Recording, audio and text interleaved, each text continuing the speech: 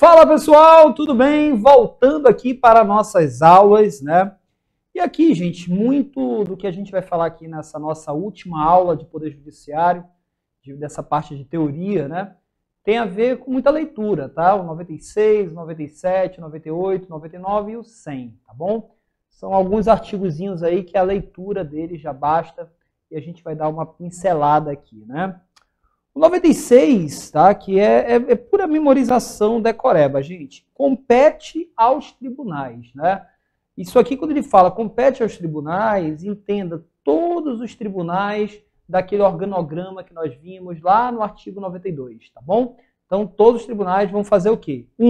Eleger seus próprios órgãos diretivos, que é o presidente, o vice, o corregedor.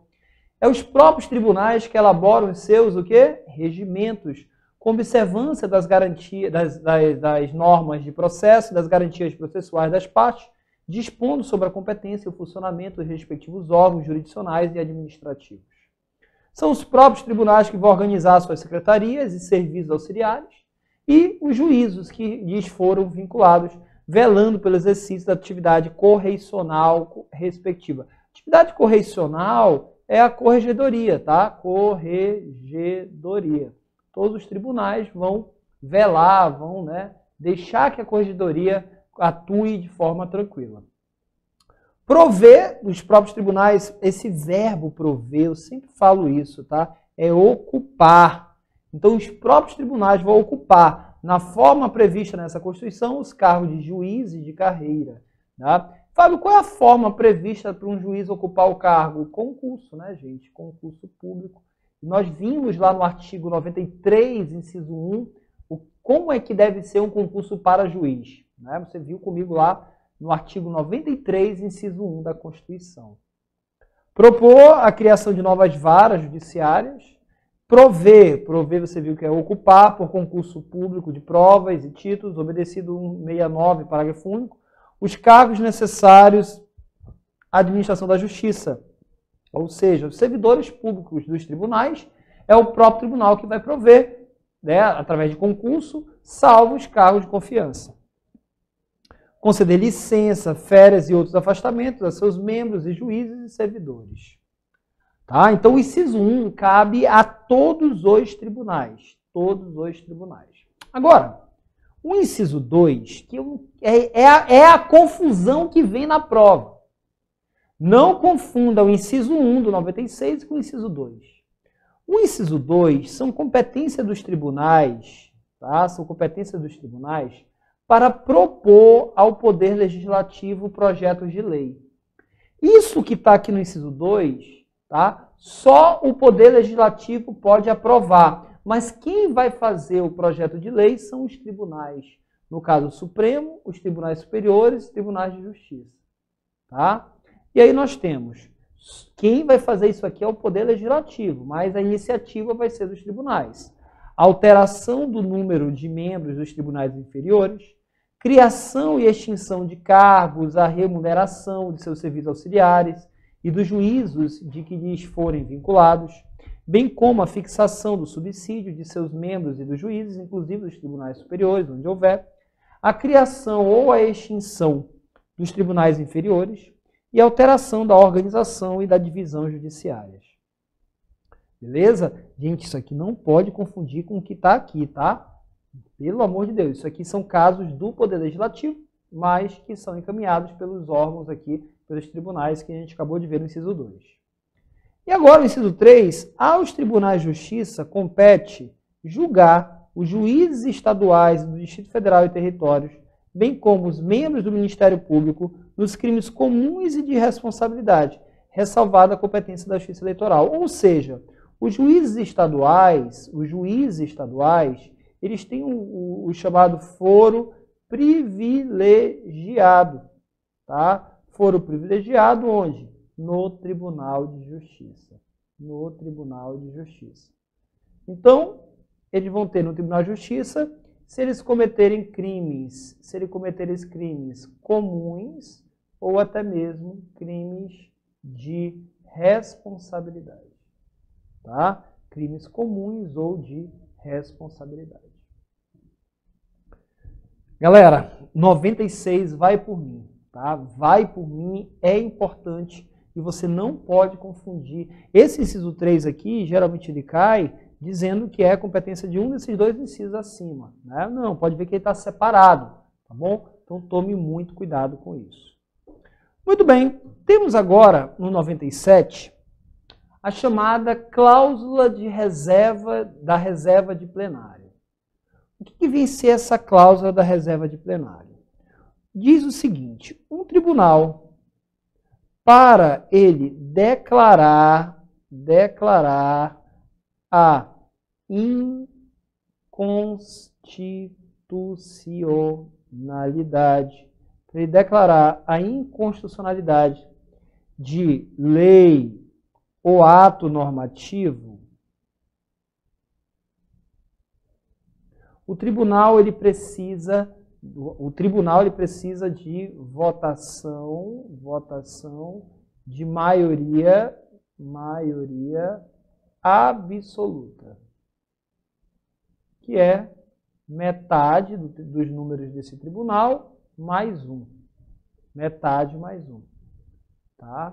Então, por exemplo, metade de todos os membros do tribunal. Né? Então, por exemplo, vamos dar um exemplo aqui, o Tribunal de Justiça do Amazonas, que tem 26 desembargadores. Para o TJ declarar a inconstitucionalidade de uma lei ou ato normativo, 50 de 26 é 13. Com mais um vai dar o quê? Vai dar 14. Então, o Tribunal de Justiça só pode declarar a inconstitucionalidade se for por 14 membros. Tá? Tem que ter no mínimo 14 membros. No mínimo 14 membros. Então, somente pelo voto da maioria absoluta, tá? Dos seus membros de um tribunal, ou até mesmo de um órgão especial, você já estudou comigo órgão especial lá no artigo 93, tá? Poderão os tribunais declarar a inconstitucionalidade de lei ou ato normativo do poder público. Mas olha só, temos aqui uma súmula vinculante, tá? Do Supremo Tribunal Federal, muito importante para a tua prova.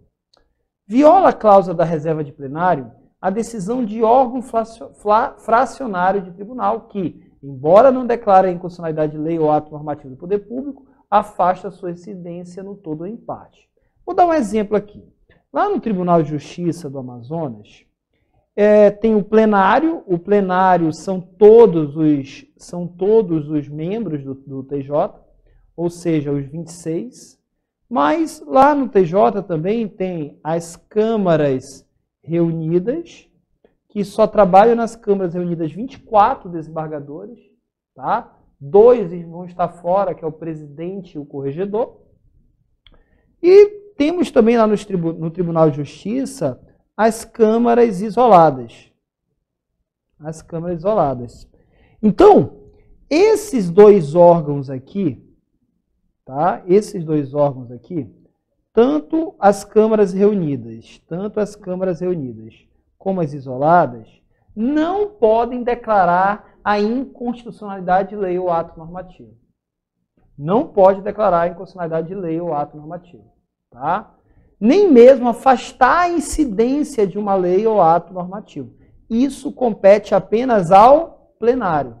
Apenas o plenário do tribunal, pode declarar a inconstitucionalidade. É isso que está dizendo aqui a súmula vinculante número 10. Tá? Número 10. Então vamos lá. Tribunais podem declarar a inconstitucionalidade? Aí você vai decorar. Sim, por votação, por maioria absoluta dos membros daquele tribunal ou órgão especial. Não esquece do órgão especial aqui. Outra coisa que eu quero que você memorize. Órgãos fracionários, órgãos menores dentro do tribunal, podem declarar a inconstitucionalidade? Podem afastar a incidência de uma lei? Você vai dizer não. Tá? Não podem. Isso só compete ao plenário do tribunal. Tranquilos, meus amigos. Beleza. Muito legal aí. Também o artigo 97. Vimos o 96, competência dos tribunais, competências, né, de todos os tribunais, competência do STF, tribunais superiores e dos TJs, e competência dos juízes de foro privilegiado, 96, 97, reserva de plenário, E o 98 temos aqui o seguinte: a União, Distrito Federal, os territórios e os estados criarão juizados especiais, tá?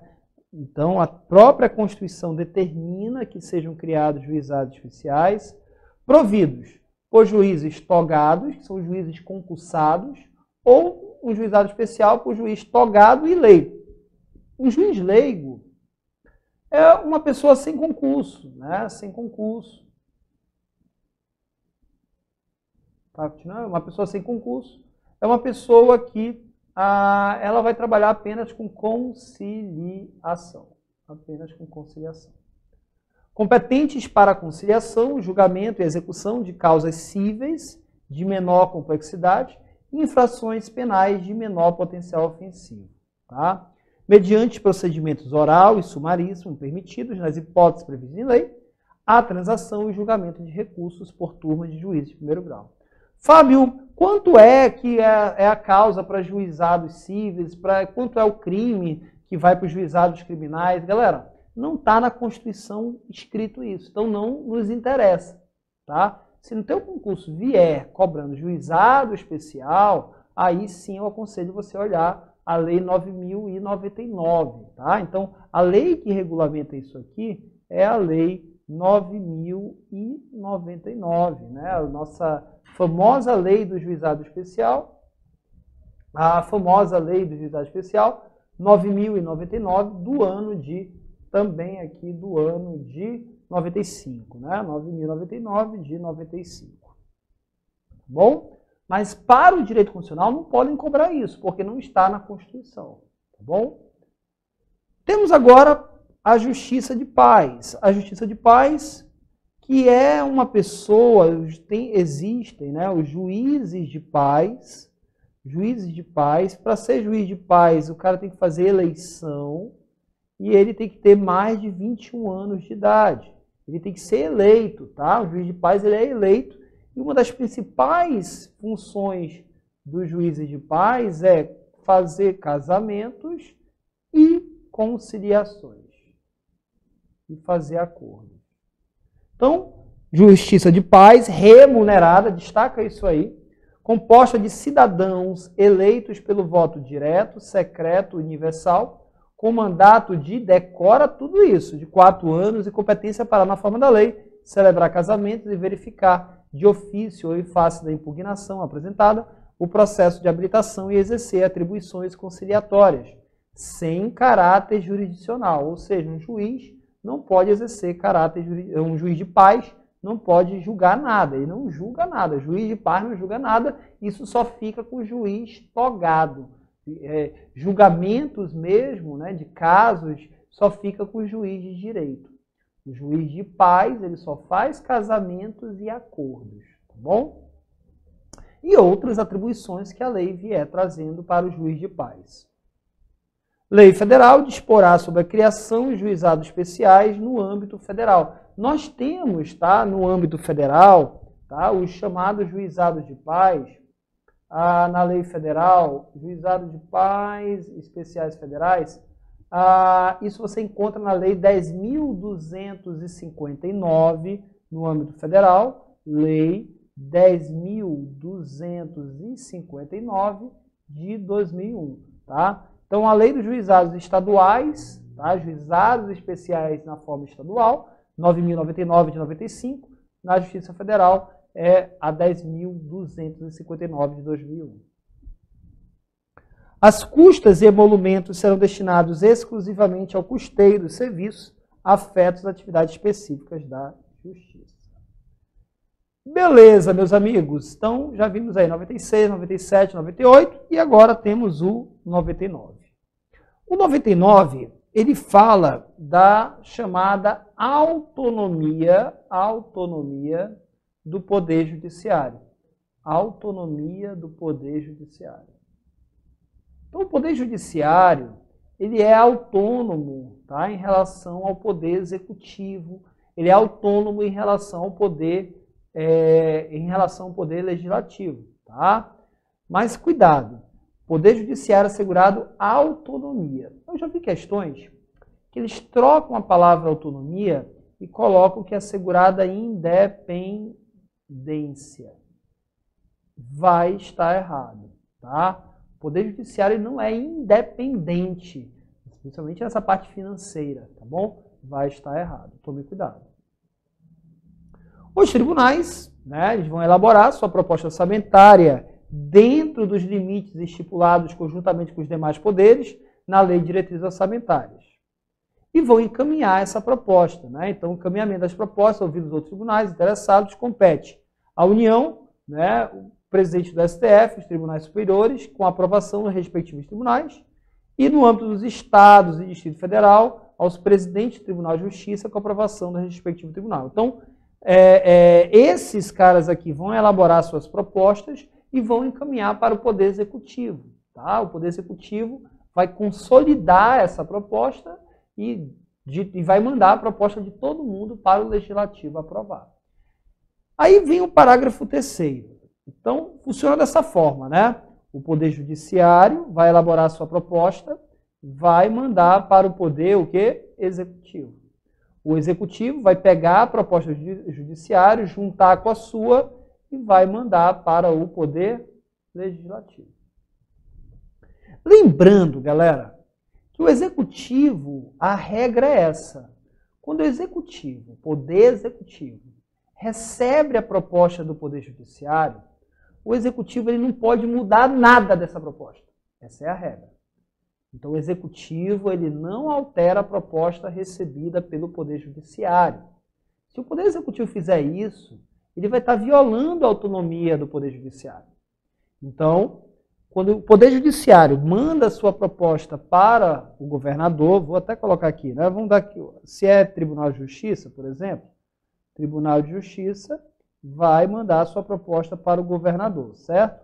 E o governador vai juntar a proposta do TJ com a sua e vai mandar e vai encaminhar para o Poder Legislativo aprovar. Aqui o governador ele não pode mexer um centavo da proposta do TJ. Mas olha só, se os órgãos referidos no parágrafo 2º, esse parágrafo aqui, não encaminharem as respectivas propostas orçamentárias dentro do prazo estabelecido na Lei de Diretrizes Orçamentárias, o Poder Executivo considerará, para fim de consolidação da proposta orçamentária anual, os valores aprovados na lei vigente, ajustados de acordo com os limites estipulados no parágrafo 1º desse artigo. Então, esse parágrafo 3º, ele responde essa pergunta aqui. O que acontece se o Poder Judiciário,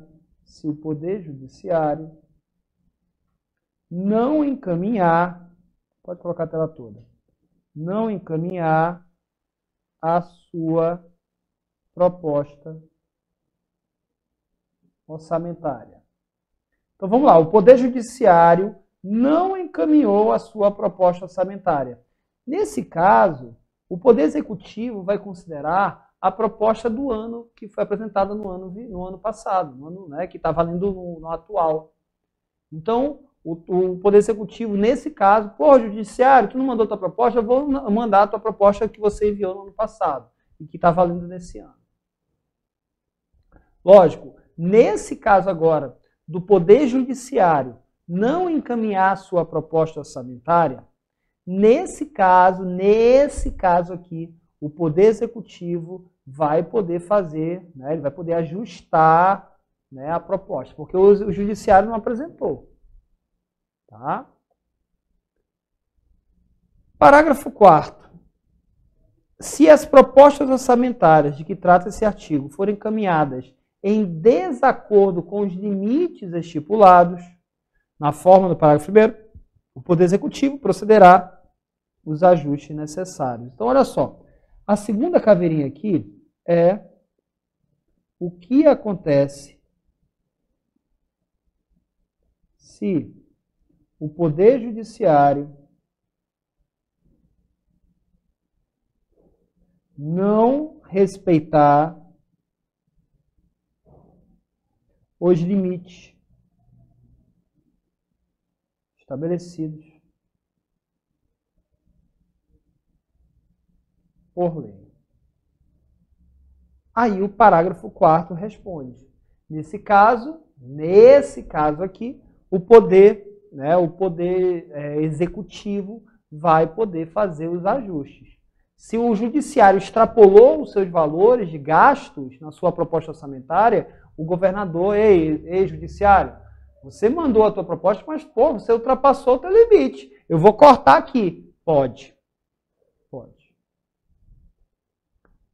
E a terceira caveirinha, o que acontece se acabar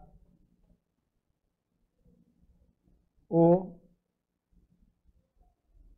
dinheiro aprovado?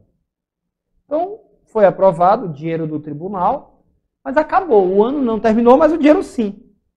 Aí o parágrafo 5º vem com o seguinte. Durante a execução orçamentária do exercício, não poderá haver a realização de despesas ou assunção de obrigações, quer dizer, assumir obrigações que extrapolem os limites estabelecidos na Lei de Diretrizes Orçamentárias, exceto se previamente autorizadas mediante a abertura, se acabar o dinheiro, pode ser abertura de créditos suplementares ou especiais. Gente, eu acho que ficou bem legal, né? Agora você sabe o que tem no parágrafo 3º, 4º e o 5º, principalmente essas caveirinhas aqui, essas perguntas, fica até mais fácil. Decora as perguntas e depois você vai conseguir memorizar aí o que tem em cada um desses parágrafos, tá bom? E para finalizarmos, temos o artigo 100. O artigo 100, galera, ele fala aqui dos chamados precatórios. Precatórios nada mais é do que uma lista de credores do poder público. É quem o poder público tem que pagar. Tá? É quem o poder público tem que pagar. Existe uma lista de sequência, né? A sequência de quem o poder público tem que pagar. Essa lista ela é chamada de precatórios. E aí o artigo 100 fala: os pagamentos devidos pelas fazendas públicas, federal, estadual e distrital, em virtude de sentença judiciária, far-se-ão exclusivamente em ordem cronológica de apresentação dos precatórios. Então, se o governo for condenado a indenizar alguém, esse alguém vai entrar numa lista de precatórios. E a conta dos créditos respectivos, proibida a designação de casos ou de pessoas nas dotações orçamentárias e nos créditos adicionais abertos para este fim. Temos aqui, nesse artigo 100, ele tem vários parágrafos, mas que interessam para nós são esses 3 aqui. O primeiro, os débitos de natureza alimentícia compreendem aqueles decorrentes de salários, vencimentos, proventos, pensões e suas complementações, benefícios previdenciários e indenizações por morte ou validez, fundadas em responsabilidade civil, em virtude de sentença judicial transitada julgado, e serão pagos com, todo mundo aqui no parágrafo 1º vai ser pago com preferência sobre os demais. Então, se a indenização que você deve ganhar, tá, por sentença judicial, a sentença te favoreceu, um juiz favoreceu a você, o Estado vai ter que te pagar. E esses valores têm a natureza de alimentícia, de salário, tudo está destacado aí. Você vai ter prioridade, você vai pular a fila, você vai lá para o topo da fila para receber a tua indenização.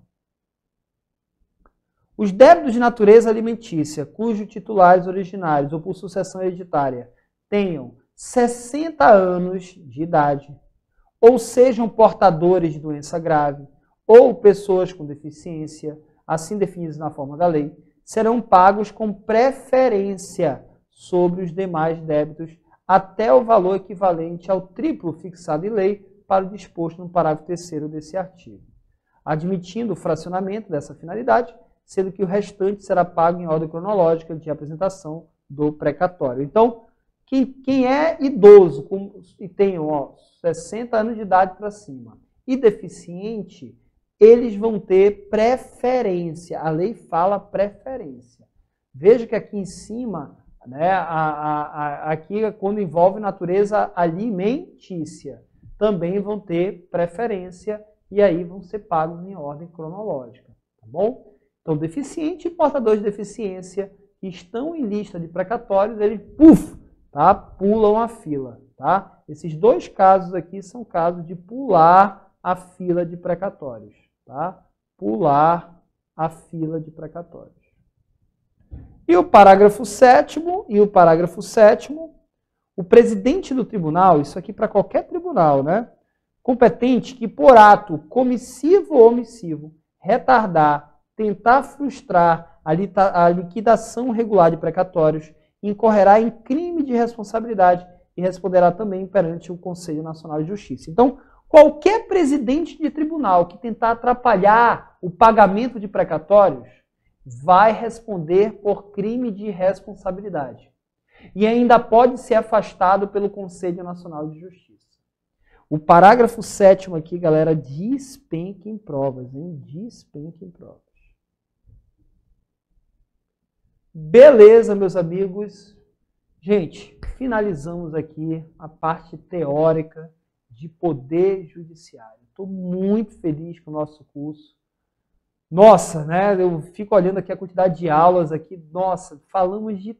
Olha, nossa, se você seguir as orientações dessas nossas aulas aqui, eu não tenho dúvida alguma que você vai conquistar, né? Você vai gabaritar a constitucional. Constitucional, você vai ser foda. Vai por mim. Foda é aquele concurseiro que ele sai do concurso, aí vão perguntar dele, e aí, quantas questões você acertou em constitucional? Das 10, você acertou quantas? Aí você vai falar, das 10, eu acertei 10. Aí a pessoa vai falar, porra, você é foda mesmo. É isso que vai acontecer. Tá? Muito obrigado e eu vejo você no nosso próximo encontro. Tchau!